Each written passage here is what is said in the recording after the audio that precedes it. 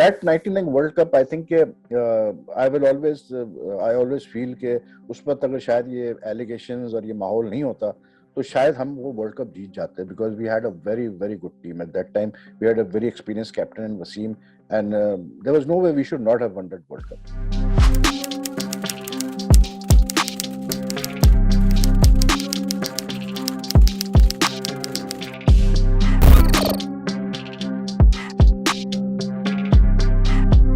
Mushtaq Muhammad who was head coach at that time, مشتاق محمد کے ساتھ میں نے 2 دفعہ یہ بات ہوئی ہے on record, and he said very clearly, he said کہ جی جب ٹیم میٹنگ ہوئی تھی تو میچ سے پہلے فائنل سے پہلے کیونکہ گیپ تھا فائنل سے پہلے اور سیمی فائنل کے درمیان, تو he said کہ ٹوائس میٹنگز میں نے سینئر پلیئرس کو, وسیم, معین وغیرہ سب کو بولا کہ جی میرے خیال سے ہمیں آسٹریلیا کو, اگر ہم ٹاس جیتے تو ہمیں پہلے آسٹریلیا کو بیٹنگ کرانی چاہیے کیونکہ یہاں پر کنڈیشن تھوڑے ڈفرینٹ ہے. لیکن وہی بات وہ کہتے ہیں کہ جی سینئر پلیئرس کا یہ ماننا تھا کہ جی we are not good at chasing, تو بہتر یہ ہے کہ ہم پہلے بیٹنگ کر لیں اور آسٹریلیا کو چیس کرائیں کیونکہ ہماری بالنگ ہماری اسٹرینتھ ہے زیادہ اور ان کنڈیشن میں ہماری بالنگ اچھا کرے گی. لیکن ہوا یہ کہ جو چیز the thing that I mean very honestly that surprised me was کہ جس دن ہم پہنچے تھے فائنل کے دن لارڈس, تو کرکٹ میں ایک چیز بڑی کلیئر کٹ ایک وہ ہوتا ہے, ایک رول ہے کہ آپ جو ڈیسیشن لیتے ہیں ایک میچ میں before the match, you always take the decision based on what the conditions are on that day at that moment. آپ نے چاہے کتنے بھی فیصلے کیے ہو پہلے میچ سے پہلے, لیکن جب آپ آتے ہیں گراؤنڈ پہ صبح اور آپ دیکھتے ہیں کیا کنڈیشن ہے, پھر آپ that conditions dictate what you will do. تو on that day it was raining, it was pretty wet, the weather was pretty overcast, حالانکہ فورکاسٹ تھی کہ بعد میں کلیئر اپ ہو جائے گا ویدر. لیکن I thought کہ like I was also a bit surprised جب یہ مطلب پتہ چلا کہ جی پاکستان پہلے بیٹنگ کر رہا ہے, کیونکہ فورکاسٹ یہ تھا کہ 2-3 گھنٹے کے بعد ویدر کلیئر ہوگا. تو I felt کہ جی Pakistan could have easily taken advantage of those conditions, and I think that is what cost them the match, کیونکہ وہ جو 2 گھنٹے کا پیریڈ تھا جس میں مطلب کنڈیشن تھوڑے ڈیفیکلٹ تھے, اس میں جو ہے وہ آسٹریلینس نے اپنا کام دکھا دیا. شین وارن وغیرہ نے بھی بات نہ کی ٹیلی, اینڈ آئی تھاٹ تھوڑی بیٹنگ بھی ہماری پور تھی اس میں, we didn't focus as much as we should have focused. Losing to Bangladesh was a surprise. Yes, it was a surprise. But then it is cricket, you know. Like if you recall, مطلب آپ defence میں کہہ سکتے ہیں کہ 96 world cup میں team like West Indies lost to Kenya, Australia have lost to Zimbabwe. Upsets ہوئے ہیں, بہت upsets ہوتے ہیں کرکٹ میں. That is what cricket is all about, game of glories and uncertainties. تو I thought کہ بہت big deal بنائی گئی اس مطلب 99 ورلڈ کپ کے وہ بنگلہ دیش میچ کی. I recall کہ after that بنگلہ دیش میچ جب یہ پاکستان میں بہت زیادہ باتیں ہونے لگی تھی, تو I was talking to Wasim, we were at Nottinghamshire, I think South Africa سے پہلے میچ تھا, تو اس نے کہا بھی یہ بات, اس نے کہا یار دیکھو یہ ایویڈنس کے بغیر ہم نے ابھی سے اڑانا شروع کر دیا, بہت سارے لوگوں کے ذہن میں اب سے یہ بات آنا شروع ہو گئی کہ واپس جائیں گے تو کیا ہوگا اور کیا نئی کہانیاں ہوں گی, کیا نئی انکوائریز ہوں گی. تو مجھے کہیں نہ کہیں لگا کہ as a nation, as a media, as a government, جو بھی ہم لوگ تھے سارے, I thought we handled that whole entire situation very badly. سرفراز نواز نے پتہ نہیں کتنی allegations لگائی ہیں لوگوں کے خلاف, آج تک he has never been able to produce a single shred of evidence کہ ہاں یہ میرے پاس ایویڈنس ہے کہ دیکھیں جی یہ ہوا تھا.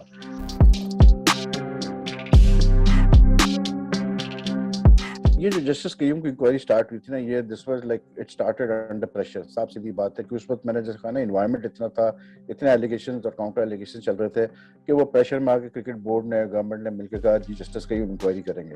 بٹ دا فنی پارٹ واز دس دیٹ 98 میں جب جسٹس قیوم انکوائری سٹارٹ ہوئی, اس کے بعد ورلڈ کپ, اس وقت ورلڈ کپ ہوا when justice Qayyum was carrying out his inquiry.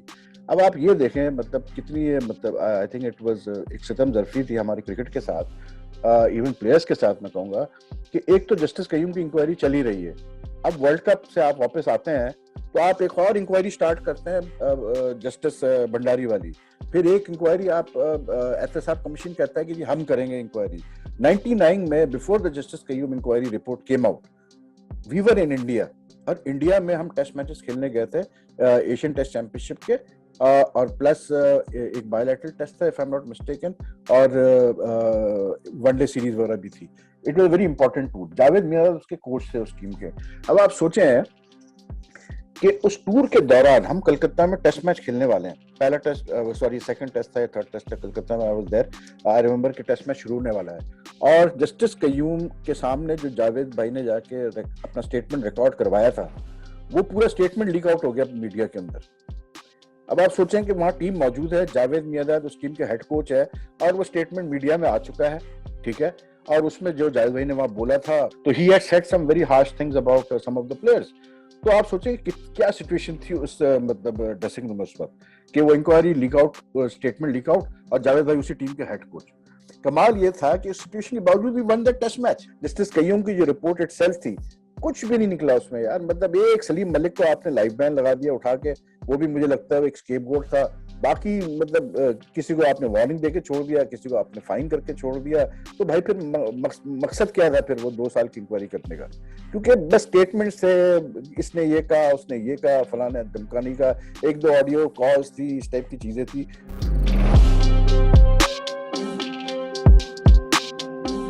جتنی سیریس سچویشن تھی, جتنی سیریس ایلیگیشنز وہ لگ رہے تھے, تو بھائی میری نظر میں صاف سیدھی بات تھی کہ اس وقت قیوم رپورٹ آئی واز ایکسپیکٹنگ کہ سم تھنگ بہت کوئی کانکریٹ کوئی چیز سامنے آئے گی ہمارے, جو کہ نہیں آئی.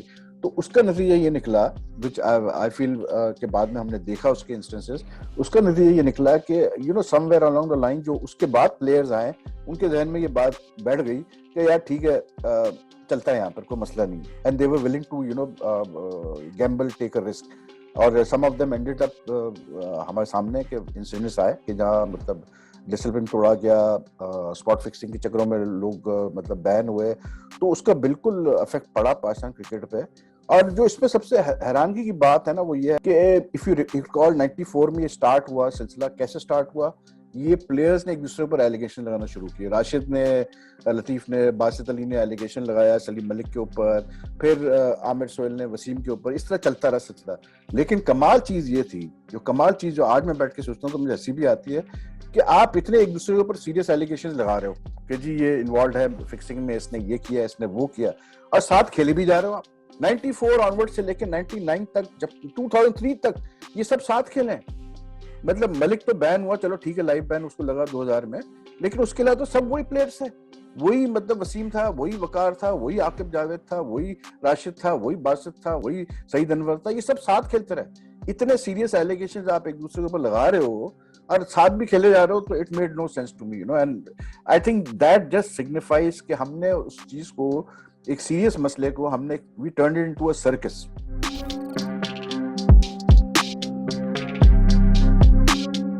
90s میں if you recall کہ جب یہ سلسلہ اسٹارٹ ہوا تھا ایلیگیشنز کا, میچ فکسنگ ایلیگیشنز کا, اب what was surprising was that the other countries didn't react to those allegations in the way that we did in Pakistan. Suspicious matches ہوئے, بالکل ہوئے, سب کو پتا ہے بالکل ہوئے تھے, لیکن we tend to forget کہ اس وقت پورا ماحول انوائرمنٹ انٹرنیشنل کرکٹ کا ایسے ہی چل رہا تھا. سسپیشیس میچز ہو رہے تھے اسٹارٹنگ فرام 99, جس میں صرف پاکستان انوالو نہیں تھا, لیکن دوسری کنٹریز نے رائٹ اپ کو 2000 تک کچھ نہیں ہوا. 2000 میں جا کے پھر ہینسی کرونی کا ہوا, پھر اس کا اظہر الدین کا نکلا, ساری چیزیں نکلی. بعد میں دوسری کنٹریز کے پلیئرز پہ لائف بین لگے. یہ آپ اندازہ کرو کہ دوسری کنٹریز کے پلیئرز پر, کپتانز پہ لائف بین لگے. دیکھیں ساؤتھ افریقہ نے جب 2000 میں انہوں نے کنگز کمیشن بنایا, جب ان کو پتہ چلا کہ یہ چیزیں ہوئی ہے, اب بیکاز دہلی پولیس نے باقاعدہ کانکریٹ ایویڈنس کے ساتھ وہ چیز لے کے آئے تھے, ان کے آڈیو ریکارڈنگس تھی. They didn't waste any time cricket South Africa. انہوں نے 6 مہینے میں ریپ اپ کیا چیز کو, اور انہوں نے ہنسی کرونی قصوروار ٹھہرایا, باقی پلیئرس کو قصوروار ٹھہرایا کہ جو انوالو تھے, اور تھک کر کے سزا سنائی اور ختم کر دیا معاملے کو. لنگر آن نہیں کیا جیسے ہم نے کیا کہ 94 سے چلا جا رہا ہے ایلیگیشن کاؤنٹر ایلیگیشن. جیسے 94 میں جب مارک وار, شین وارن نے جو ایلیگیشن لگایا تھا سلیم ملک کے اوپر کہ اس نے ہمیں آفر کی پیسے during the series in person, اگر وہ سچ تھی وہ بات ہے, اگر وہ سچ تھی تو یا پھر آپ کر دیتے نا, لیتے ایکشن اور ختم کر دیتے بات کو. لیکن وہ بھی وہی لنگر آن.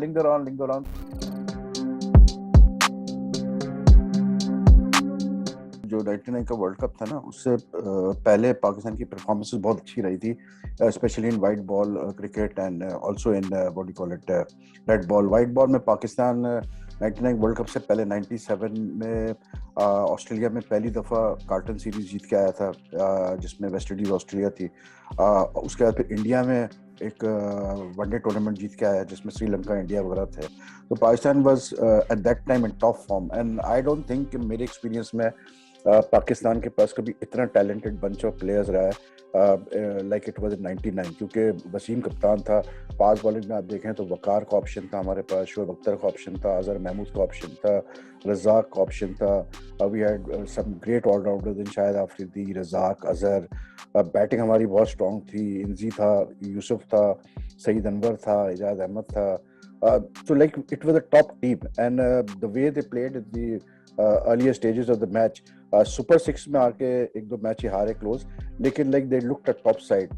سیمی فائنل میں they beat New Zealand very comfortably جس میں وجاہت اور نے شاید 100 کیے تھے, اور سعید نے بھی اچھی بیٹنگ کی تھی. پریشر بہت تھا پلیئرس کے اوپر, تو اس کے باوجود the way they played and the way they came into the مطلب فائنل, آسٹریلیا کو بھی ہم نے ہرایا ہیڈنگلی پہ, ویسٹ انڈیز کو ہرایا, like it was a very good team.